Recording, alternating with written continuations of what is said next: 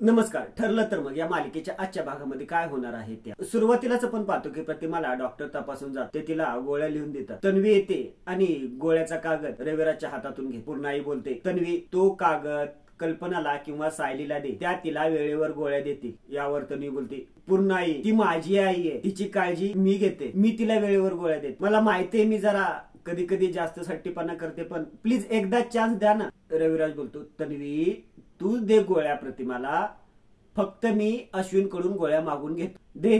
रविराज तिच्या हातातून कागद घे. पुढे आपण पाहतो की सायली अर्जुनशी बोलत असते.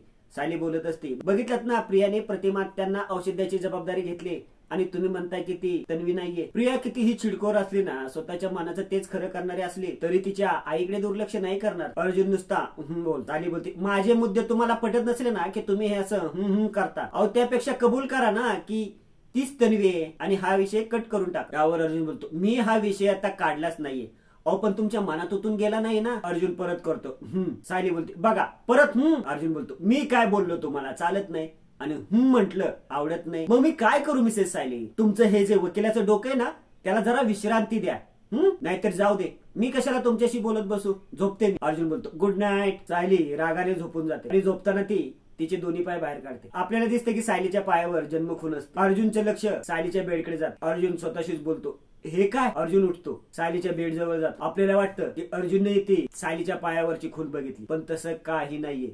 अर्जुन तिथं जातो, तिथं पडलेली फाईल उचलतो आणि स्वतःशीच बोलतो, ही फाईल इथं कशी आली? अर्जुनच्या आवाजाने सायली हुस बदलते आणि पायात घेते. पुढे आपण पाहतो की सर्वजण नाश्ता करायला बसलेले असतात. रविराज सायलीला बोलतो, सायली या डॉक्टरने दिलेल्या गोळ्या प्रतिमाला दे. लगेच तन्वी उठते आणि सायलीला बोलते, थांब, तू का माझ्या आईला दूध देणार? आईचं औषध पाणी मी करणार असं ठरलंय ना, मग तिला दूध ही मीच देणार आणि गोळ्याही मीच देणार. तन्वी सायलीकडून दूध आणि गोळ्या घेते. तन्वी गोळ्या देताना मनातच बोलते, ह्या गोळ्या फेकून देऊन ह्या जागी खोट्या गोळ्या ठेवल्या पाहिजे, म्हणजे मग बघू प्रतिमाचा मेंदू कसा नीट होतोय ते. तन्वी प्रतिमाला गोळ्या देते. प्रतिमा गोळ्या खाते आणि दुधाचा ग्लास खाली ठेवत असते. तन्वी परत तिचा हातात धरत बोलते, पिना दूध पिना अजून. सायली अर्जुनला बोलते, बघताय ना प्रिया तिच्या आईची किती प्रेमाने काळजी घेते, घरातील सर्वांना जाणवतंय, पण तुम्ही तुमच्या डोक्यात तो संशय घेऊन फिरताय ना, तो ठेवा तसाच. पूर्णा बोलते, तन्वी तिचं दूध पिऊन झालं की तिला तिच्या खोलीत घेऊन जा. तन्वी बोलते, पूर्णाजी अगं मला अर्जंटली बाहेर जायचंय. रविराज बोलतो, अगं कुठं निघालीस आता? तन्वी बोलते, बाबा कॉलेजला एक असाइनमेंट अर्जंट जमा करायचे ना म्हणून जाते. अर्जुन स्वतःशीच बोलतो, हिचं कधी कॉलेज असतं, कधी तास असतं, कधी इन्स्टिट्यूट असतं, ही शिकते तरी कुठे आणि आता अशी सडनली का निघाली? अर्जुन सर्वांना बोलतो, मी आलोच, मला जरा ऑफिसला जायचंय. अर्जुनने लगेच तन्वीच्या पाठी जातो. पुढे आपण पाहतो की सायली डॉक्टरांना फोन करते आणि बोलते, हॅलो डॉक्टर, तुम्ही कामात नाही आहेत ना? डॉक्टर बोलते, नाहीये. तू कशी आहेस आणि प्रतिमा वहिनी कशी आहे? ठीक आहेत ना? सायली बोलते, हो हो, त्यांच्या सगळ्या गोळ्या वेळच्या वेळी दिल्या जातात त्यांना. डॉक्टर तुम्ही म्हणाला होतात ना की प्रतिमा हत्यांच्या केसमध्ये इतरही काही उपाय असू शकतात, ते आउट ऑफ द बॉक्स काहीतरी, आपण तसं काय करू शकतो का? हो सायली, एक उपाय आहे, त्याचा फायदा झाला ना तर खूप होऊ शकतो,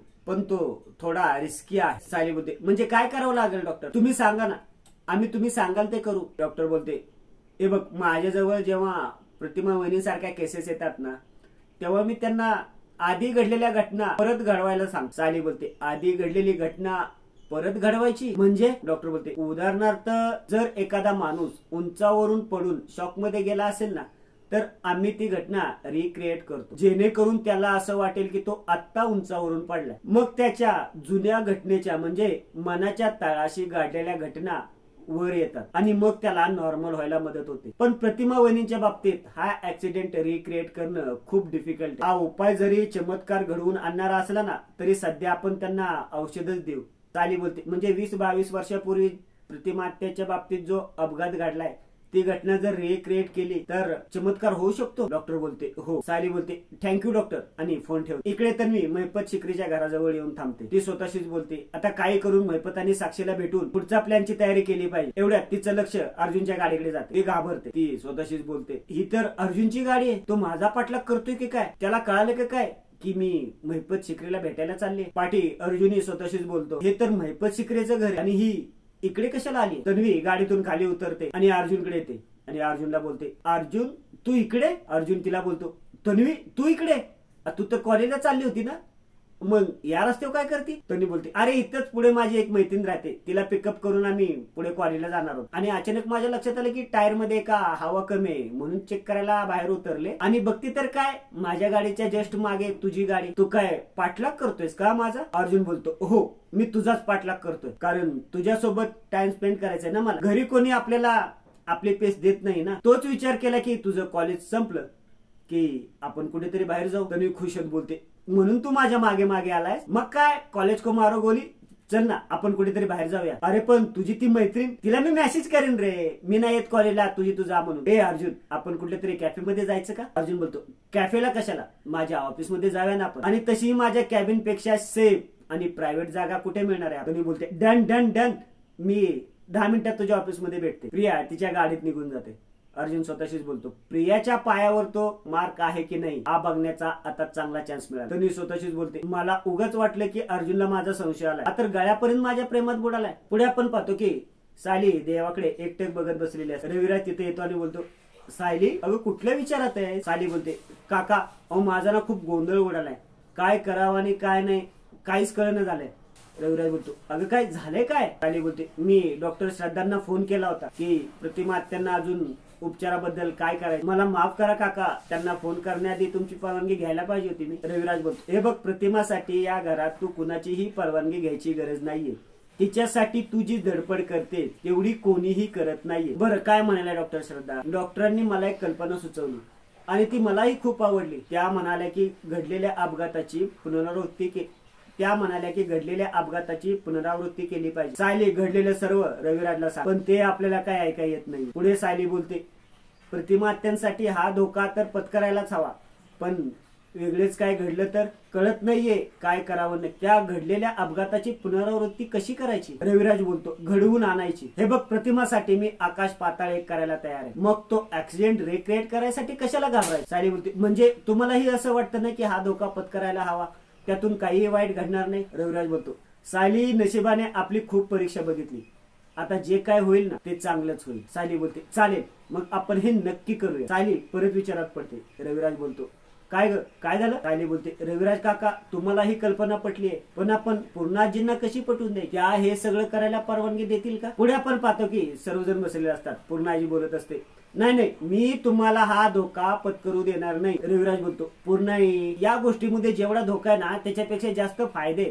अहो ऍक्सिडेंटमुळे प्रतिमाची स्मृती परत येऊ शकते. प्रतापराव बोलतात, अरे पण रिस्क तर आहे ना, ज्या ऍक्सिडेंटची आपल्याला आठवण पण नकोय तो आपण रिक्रिएट करायचा. कल्पना बोलते, हो ना, आणि मग भलतच काय घडलं तर? सायली बोलते, आई अहो असं काही होणार नाही, कारण तो अपघात खरा नसणार आहे आणि आपण जे काय करणार आहोत ते प्रतिमा त्यांना विश्वासात घेऊनच करणार आहोत ना. पण आपण ही चर्चा का करतोय? प्रतिमाला औषधं सुरू केलेत ना, मग तेवढं पुरे. रविराज बोलतो, अहो पूर्णाई हा हुकमी उपाय आहे, प्रतिमाचा जीव धोक्यात येईल असं मी आणि सायली करू असं वाटतं तरी का तुम्हाला? प्रतापराव बोलतात, अरे रविराज भीती तर वाटते ना रे. रविराज बोलतो, पूर्णाई भीती तर माझ्या मनात आहे, पण त्याही पेक्षा जास्त आशा आहे. प्रतिमा माझ्या समोर जरी असली ना तरी आमच्यामध्ये 2 ध्रुवांचा अंतर. तिने माझ्या नावाचं मंगळसूत्र घालायला नकार दिला, त्याचा त्रास होत नाही मला. तिने मंगळसूत्र घालावं न घालावं तिचा प्रश्न आहे, पण तिनं आमचं नातं स्वीकारायला नकार दिलाय ना याचा खूप त्रास होतो. पूर्णाई पार जीव जाईपर्यंत वाट बघितली, अजून तिच्या डोळ्यात माझी ओळख पाहायला अजून किती दिवस लागणार आहे? आणि आजचा भाग येथे